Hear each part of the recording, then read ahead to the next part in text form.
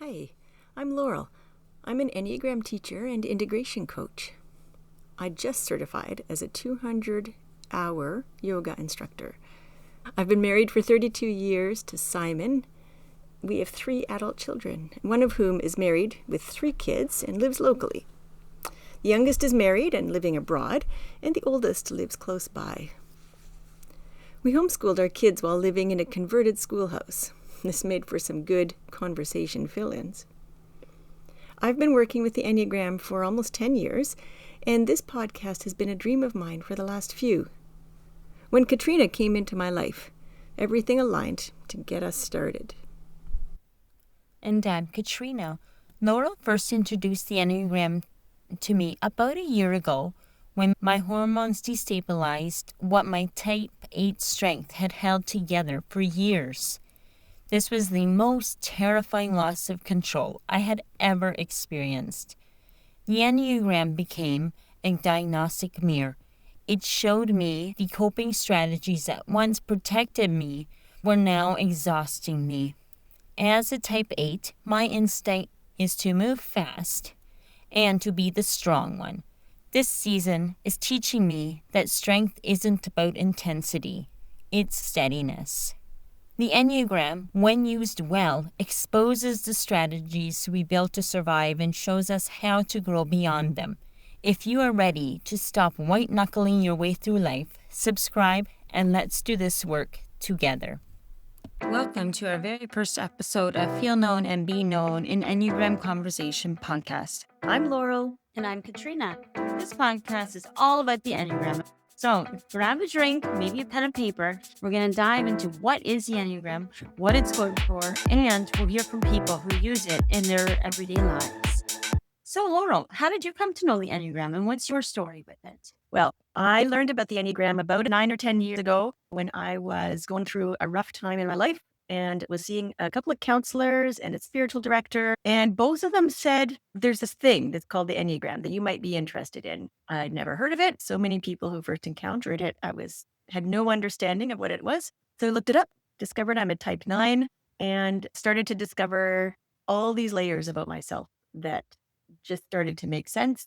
Started to understand why I run from conflict, why I have a hard time speaking and making my own personality known, my own self known to other people, standing up for myself, but also even knowing what I wanted in the world. So as I came to work with the Enneagram, I began to find real healing, really felt God speaking to me and allowing me to be more of who I am and allowing me to open up to what he actually has in store for me that I was not paying attention to and was avoiding. What about you? What's your story?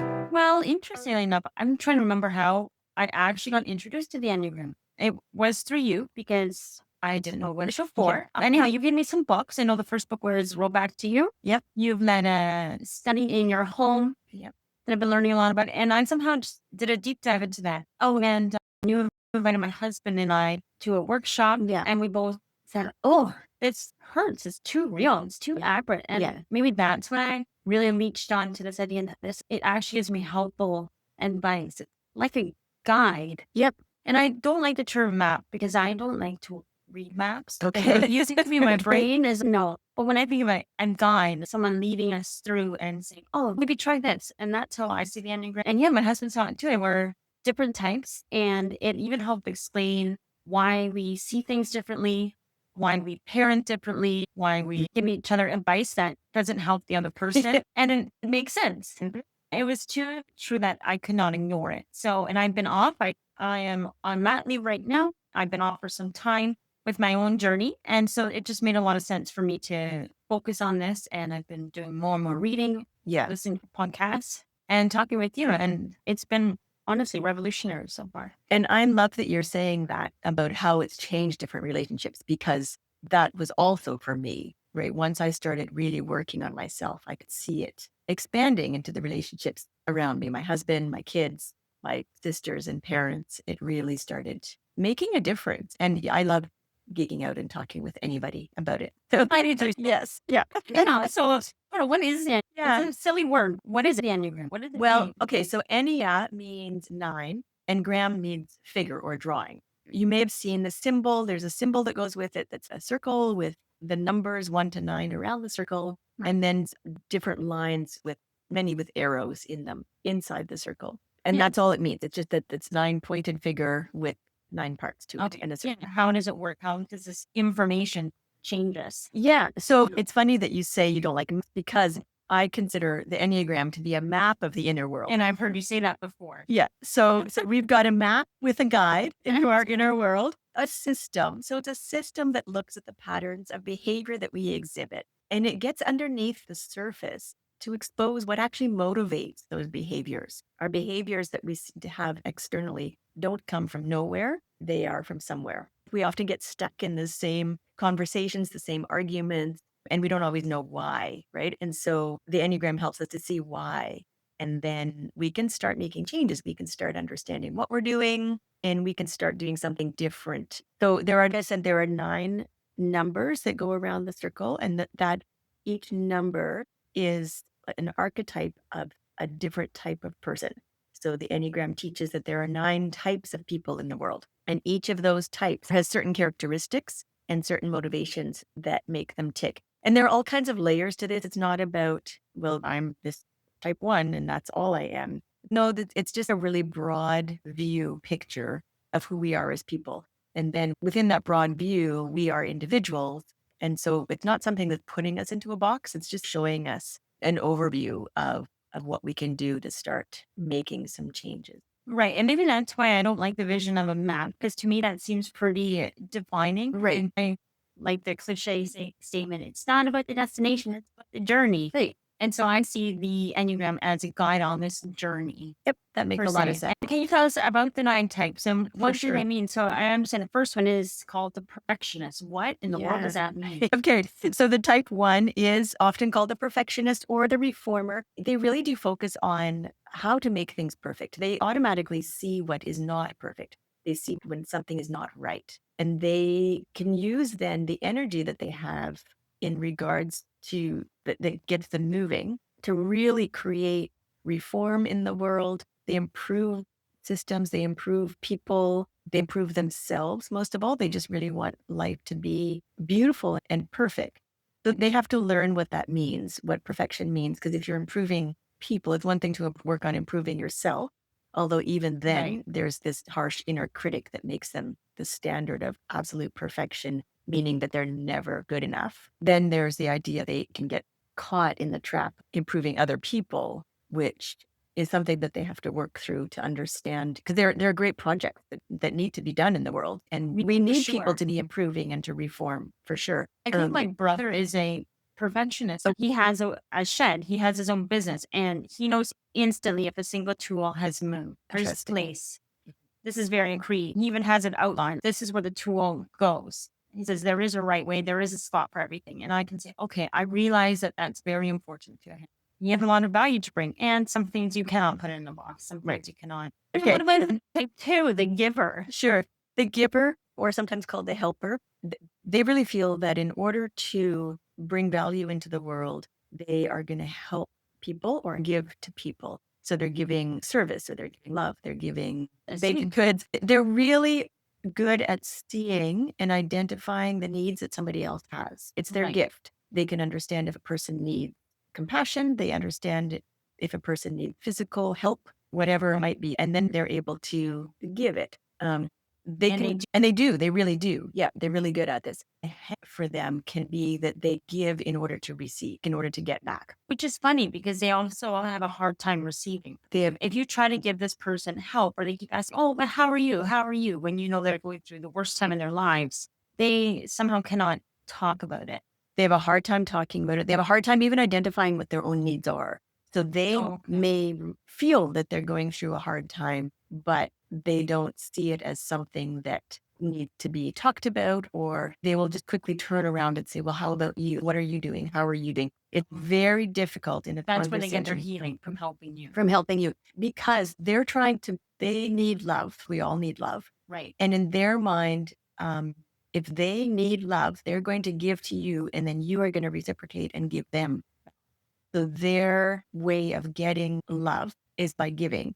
And then if the other person says thank you and walks away, then they feel hurt because they haven't received love. Right. So what they're wanting is for the other person to say, "You're amazing. You're the best. Thank you so much. I couldn't do life without you." And that would make them feel they were actually loved Okay. or even liked, not just loved. And So, that person didn't ask for the gifts they gave them. right. It might not be natural to say, "Oh, I love you. You're the best." Exactly. And sometimes they can be even manipulative because they're trying to get something back when they're giving. Yeah. So it's something that they do have to work through and learn to realize that they are loved for who they are by their very existence. They are valuable and worthy of love.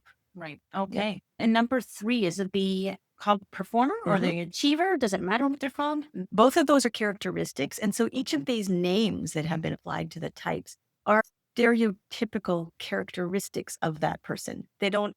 Ooh, stereotypes. I know. I know we all love stereotypes. That's so helpful though. The Enneagram is not about making stereotypes of people. And so there are some people who say we shouldn't be naming the types because it creates the stereotype. So when we're using these names, it is just even more of a broad picture of what some of the characteristics of their type are. So in the case of a type 3, they really do have to be successful. And not only do they have to be successful, they have to be seen to be successful. So this is how they get love. For a type 3, they're not worthy of love unless they are succeeding. That's the challenging attitude that they have to work through. Now, do they have to work really, really hard to succeed, or does it come naturally? It comes quite naturally. All of these things that that people learn is when we're very little. People learn what gets them love. So for a type 3, it's being successful. No matter what kind of a person they are, what their interests are, if they're like a CEO type, if they're an artist type, whatever they're doing, they're going to know how to succeed. It's just they've learned how to do that. They've instinctively learned so young that it just becomes second nature to them. And so when they move from one room to the next, with one group of people to the next group of people, they're going to be successful in that group of people. So that's what you mean by chameleon-like. Exactly. Adapt and be perceived to be the best somehow. Exactly. So this is a form of self-deceit because they actually think that they are the person that they are when they've moved into a new room. Okay. And that's what you think you become. It's what they think they become. So it gets very complicated. Right. Yeah. Okay. Interesting. Now we have the romantic. Yeah. With that. So type 4, the romantic, and we're not talking love romance here. Oh. We're talking as an ideal. So go back thinking more medieval kind of times when you're looking up your word romantic. So the idea that there is an ideal, and it's not that it's perfect necessarily. There's sort of a crossover in language with the perfectionist, but we're not talking the perfect. We're talking the ideal. So the ideal relationship, the ideal image, the ideal clothing or circumstances. So is that actually achievable, their ideal? No, the ideal is not achievable. Okay. Just like perfection is not achievable. The ideal is this image that they create in their mind, that they've made this huge castle in the air. Okay. Kind of So it's not a workable goal or anything. No. And as soon as they start to move towards that, thinking it's a goal, the reality will hit and it'll be not realistic anymore. And so then the ideal crumbled, and then the type 4 is very sensitive. And so they see that right away and they get sucked into all of the emotions that go around envy and shame. So more the negative emotion. They can get sucked into the negative emotion. They're quite comfortable with sadness. It's not like it bothers them to be sad or melancholy, but they can quite easily get sucked into that. And then they sometimes have a hard time getting out of that feeling. Before they build another ideal. They build another ideal. Exactly. And they do love emotions. They love drama. They love all of that. It's a very comfortable space for them. It's very authentic, and they're all about authenticity. Okay. Now, interesting. I think number 5 is almost the opposite, the observer. Yeah. So the 5 can look like they don't have any emotions, which is not true. On the outside, they appear to have no emotions. They actually have many emotions. Everybody has all the emotions. Right. For a 5, it just takes them longer to process them, partly because they like to be watching and observing. They like to understand stuff and really get into their head, and knowledge is important to them. And they feel like they can't keep up, right? That they're gonna wear out, that they're gonna lose all their resources, they're gonna run out of energy. So they're always managing what they know. Right. And so they have energy blocks throughout the day or Yeah. the week? Yeah, I've heard it explained that every day they wake up with a certain amount of energy and that's it. They've got 10 units or whatever. I have no idea. But and that's all they get. When they go to sleep, they'll wake up the next morning with 10 more. It's not like they can stockpile it. So if they use up those 10, they feel that's it. Right? Done emotionally, So socially. all of those things, time, energy, money, can come into what they feel they have to preserve, and they have to take care of it and guard it. So they become people who are watching from the edges, guarding themselves, and they will disappear and take themselves out of situations when they feel that they're being encroached upon. Okay, interesting. Okay.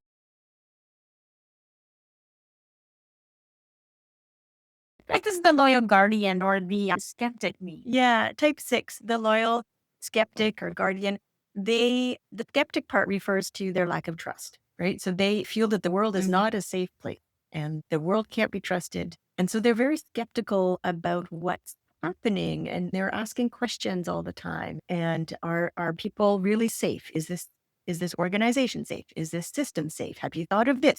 Did you think about that? Did you remember this? All of these questions, they come out of them. They're just automatically seeing kind of the worst case scenario, and they're working to make sure that that doesn't happen. So they're also good at troubleshooting. Very good at Right. troubleshooting. Yep. Usually they've thought everything through well before anybody else even has thought of the question. Okay. Even seen the problem. Yes, I think we both know type sixes. We, So we both might be married to a type 6. not the same one, the ones. Okay, good point.